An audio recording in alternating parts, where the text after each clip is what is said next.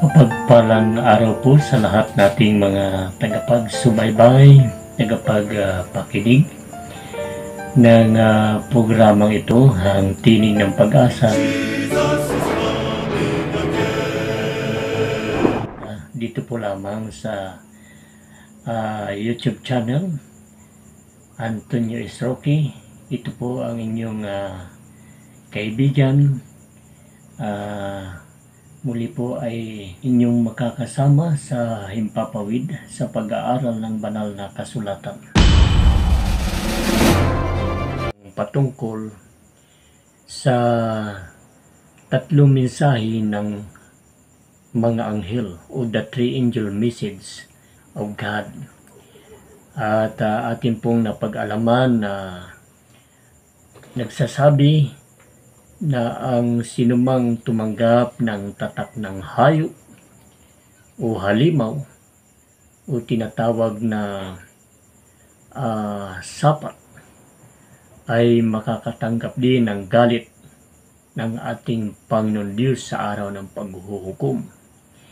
Kaya hindi po lingid sa atin ang katotohanan na ang tanda ng hayop o ng halimaw ay ang kasinungalingan. Yung itinuturo sa isip at puso ng tao na nais niyang itatak, isilyo sa puso at isip ng tao. Tayo po ay sama-samang mag-aaral ng banal na salita ng Diyos sapagkat maging ang ating Panginoong Hesus ay nagpapaalala sa atin na darating yung araw na maging ang mga pinili ng Diyos ay maililigaw. Kaya nga narito ang sapat na kaalaman at pag-unawa. Kaya nga sa kapangyarihan ng banal na Espiritu ay hingin natin ang makalangit na kaalaman at karunungan upang tayo po ay masumpungan na mayroong pagtatapat sa ating Panginoong Diyos. Tayo ay sasamba sa Espiritu at katotohanan sapagkat ito ang hinahanap ng ating Amang nasa langit.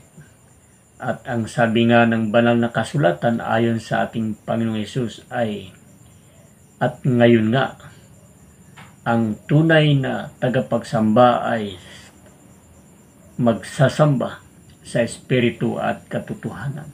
Mga minamahal ko, tayo po ay nabubuhay sa mga huling kapanahunan.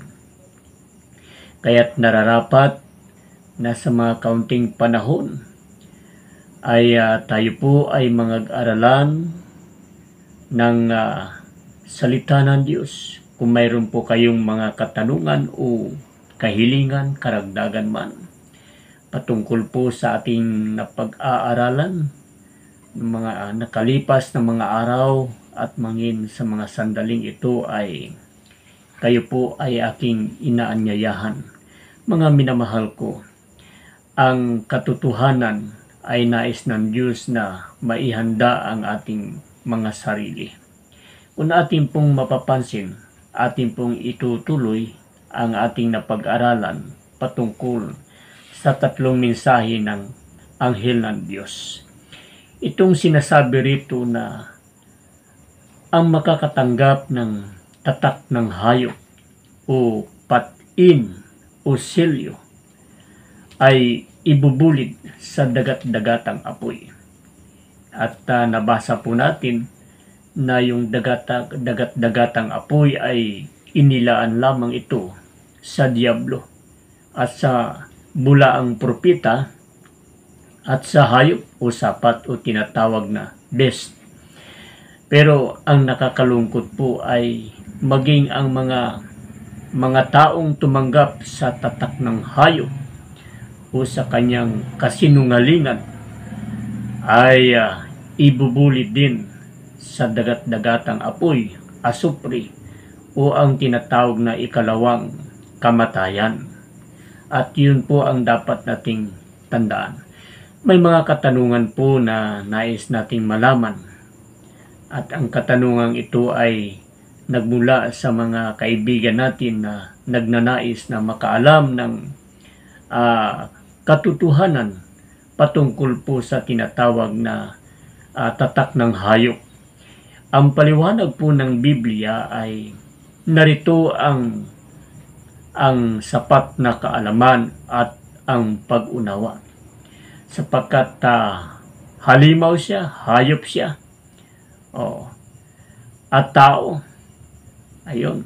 At ang kanyang tatak ay 666.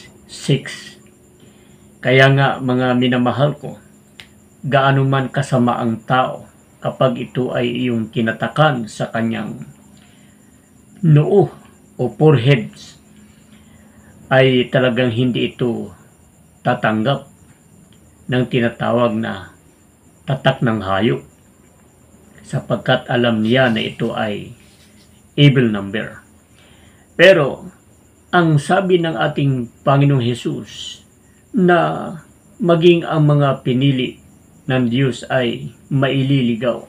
Tingnan po natin ang sinasabi ng Biblia. Kung natin pong mapapansin, ang sinasabi ng banal na kasulatan ay dapat po tayong mag-ingat sapagkat baka tayo ay mailigaw. At hindi po natin naalaman na tayo pala ay naging biktima ng tinatawag na pandaraya ng ating kaaway o yaong tinatawag na Diablo, ayon po sa banal na kasulatan sa 2 Korinto 11:14. At hindi nakapagtataka na kahit si Satanas ay nagpaka-anghel ng liwanag. Ayan po. Gani, hindi katingalahan nga kung ang iya mga alagad, kung ang iya mga alagad man nagapakamanug-alagad sa pagkamatarong, ang ilang katapusan manginsuno sa ila nga buhat. Ang sabi po ng ating Panginoon Diyos sa pamamagitan ni Apostol Pablo, na hindi ka taka-taka, mga ginigiliw ko, sapagkat siya ay nagpapanggap na kagaya ng banal na mga anghel. Kaya ito yung binanggit ng ating Panginoong Hesus na maging ang mga pinili ay maililigaw. Kaya nga mga minamahal ko, narito ang sapat na kaalaman at pag-unawa. Ang tatak po ng hayop na sinabi ng ating Panginoon Diyos ayon sa sigaw ng ikatlong anghel na ang sinumang tumanggap at sumamba sa hayop at sa kanyang larawan ay ibubulit sa dagat-dagatang apoy. Mga ginigilo ko, marahil ilan sa atin sa mga nakikinig ngayon ay nakatanggap na ng tatak ng hayop, sapagkat ito ay hindi literal na itatatak sa atin, kundi simbolikal. Kanyang itatatak sa ating isip at puso. Anong tatak po yan? Hindi po literal na 666, kundi kasinungalingan. Basahin po natin ang Biblia. Napakalungkot po na pangyayari na ipinakita ng ating Panginoon Diyos sa pamamagitan ng mga apostolis. Ito po ang binanggit sa Roma 1:25 at ito po ang pagkasabi. Kung mayroon po kayong mga banal na kasulatan o Biblia, pakinggan po natin itong pagkasabi. 25, Roma 1:25. Kaya ipinalit nila sa kasinungalingan ang katotohanan ng Diyos, at sila ay nagsisamba at naglingkod sa mga nilalang sa halip na ang manlalalang ang sangbahin. Ayan po ang pagkasabi. Ipinalit ang katotohanan sa kasinungalingan at sinamba ng mga tao ang nilalang sa halip na ang manlalalang. Ang napakalungkot po rito na sinasabi rito na siya po ay nagtataglay ng katangian na katulad ng hayop, katulad ng sapat o halimaw o tao. At ang kanyang numero ay 666. Napaka talinghaga po ng salitang ito, buhat po sa banal na kasulatan. Kaya nga, baka nadadaya po tayo. Ngayon, baka nais po niyong itanong sa programang ito na ano ba ang tanda ng Diyos o ang tatak ng Diyos sa mga sangkatauhan o mga mananampalataya kagaya natin. Sapagkat ang Biblia ay nagpapahayag na mayroong dalawang uri ng anak na tinatawag sa Biblia. Basahin po natin ang unang Juan 3:18. Mga ginigilo ko, mga minamahal, sa mga sandali pong ito, purihin ang ating Panginoon Diyos sapagkat hindi lamang tayo sumasampalataya sa ating Panginoong Jesus, kundi tayo po ay naglilingkod sa Espiritu at katotohanan, sapagkat ito ang hinahanap ng ating Panginoong Jesus sa mga huling kapanahunan, at naway maging bahagi tayo sa tunay na pagsamba, sapagkat ang banal na kasulatan ay nagpapaliwanag. Ito po ang pagkasabi, mga anak, yari karon ang kinatuhay mo sang mga anak sang Dios kag mga anak sang yawa. Ang bisan sino nga wala nagahigugma man, o kung ang bisan sino nga wala nagahigugma sing matarong, hindi ya sang Dios.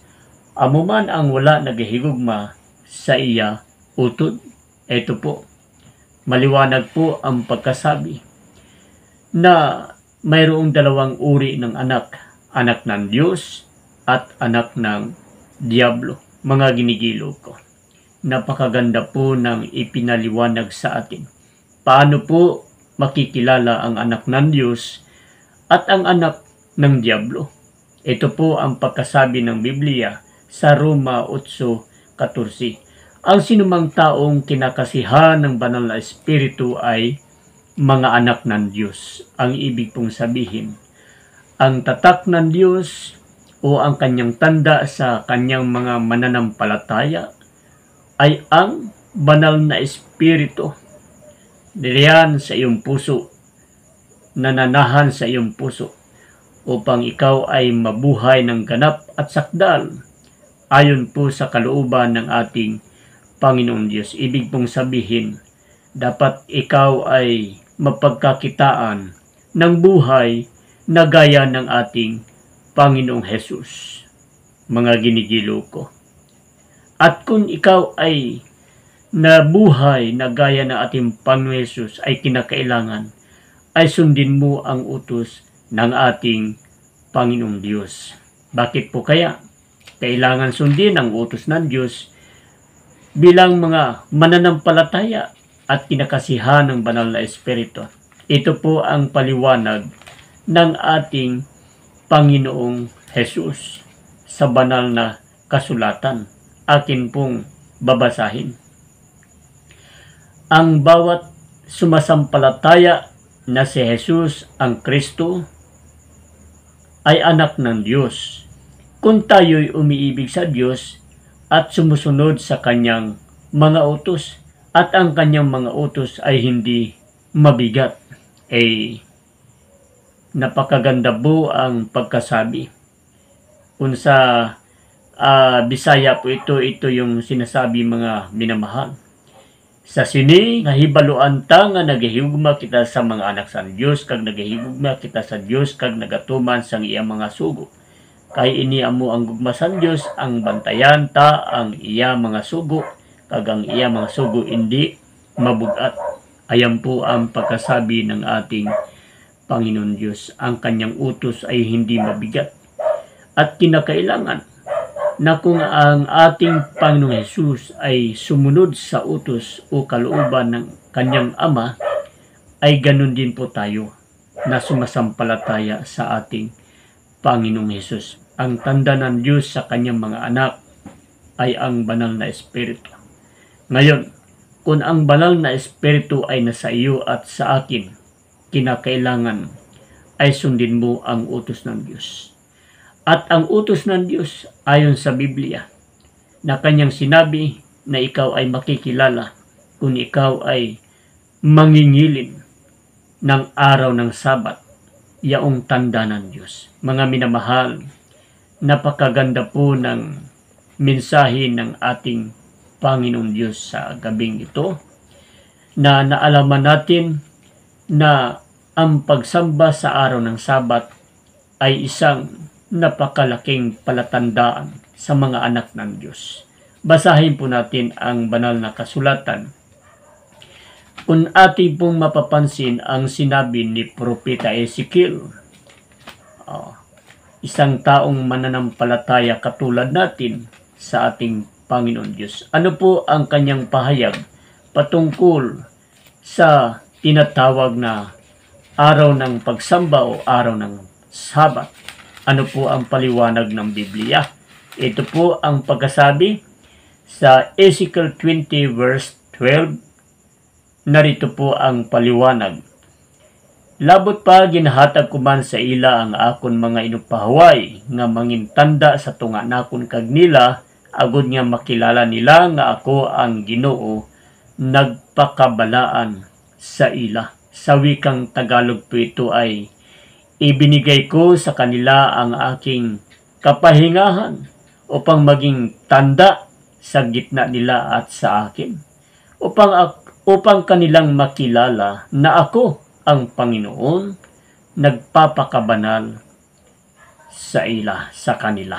Mga minamahal ko, ang pagsamba po sa araw ng Sabat sa pagbigay ng papurit pasasalamat sa ating Panginoon Diyos ay nagpapahayag na wala pong ibang Diyos na iyong kinikilala kundi ang naglala ng langit at lupa, ang Diyos na nagkaroon o nagbigay sa atin ng buhay, ang Diyos nagpatawad sa atin, nagkaloob ng kanyang bugtong na anak na si Jesus nang dahil sa ating kasalanan. Ang Diyos na nag-utos, remember the Sabbath day to keep it holy. Mga ginigilo ko, ang utos na ito sa buong mundo ay binaliwala ng lahat ng mga tao. Bakit po, mga minamahal?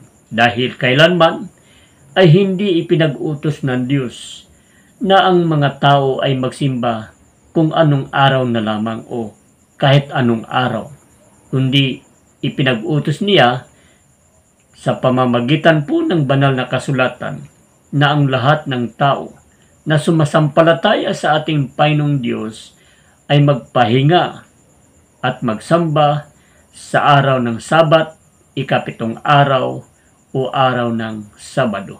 Ayon po sa banal na kasulatan sa ating pong nabasa sa gabing ito. Mga minamahal ko, sana ay sa patnubay ng banal na Espiritu, ipahintulutan po natin na tayo po ay kasihan patnubayan, pagkalooban ng makalangit na pag-unawa, karunungan, upang tayo po ay mabuhay ng ganap at sakdal ayon po sa kalooban ng ating Panginoon Diyos. Sa gabi pong ito, nawa ay mayroon po tayong natutunan at ating po masumpungan ang langit na bayan na inilaan o ipinangako ng Diyos sa ating lahat bilang mananampalataya. Sapagkat doon sa langit na bayan, ayon po sa pangako ng ating Panginoon Hesus, ay wala ng pagtangis, wala ng kahirapan, wala ng pagluha, maging ang kamatayan. At higit sa lahat, tayong lahat na tumanggap sa ating Panginoong Hesus ay muling magsasamba sa araw ng Sabat ayon sa banal na kasulatan.